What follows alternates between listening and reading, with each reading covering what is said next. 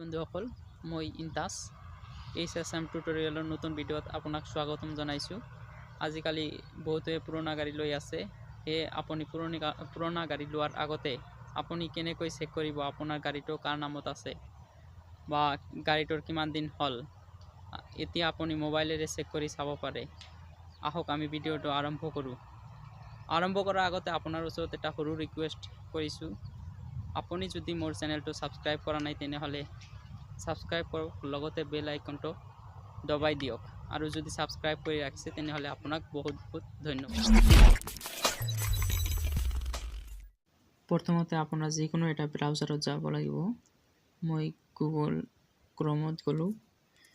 ক্ৰমত যোৱাৰ পিছত সাৰ্চ বাৰত টাইপ কৰিম বাহন বুলি, PAHAN বাহন বুলি টাইপ কৰি সাৰ্চ দিলো।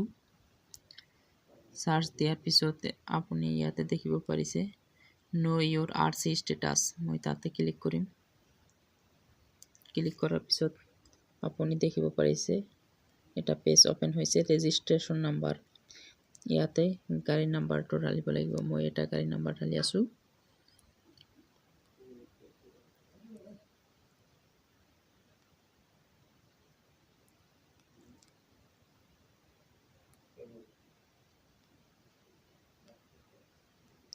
এতিয়া ক্যাপচা কোডটো মাৰিব লাগিব। ইয়াতে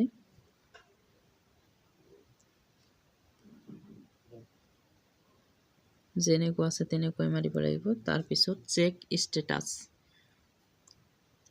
সাৰ্চ দিয়াৰ পিছত আহি গৈছে। আপুনি দেখিব পাৰিছে ৰেজিষ্ট্ৰেশ্যন নাম্বাৰ, চেচিছ নাম্বাৰ আহি গৈছে, ওনাৰ নেম যাৰ নামত আছে জাহানুদ্দিন মোল্লা। তাৰ পিছত মটৰচাইকেল এইটো হয়। এইফালে দেখিব পাৰিছে আপুনি registration date 16 April 2012। Engine number দেখিব পাৰিছে, পেট্ৰলেৰে চলে, আৰু ইঞ্চুৰেঞ্চটো কিমান লৈকে আছে 28 জানুৱাৰী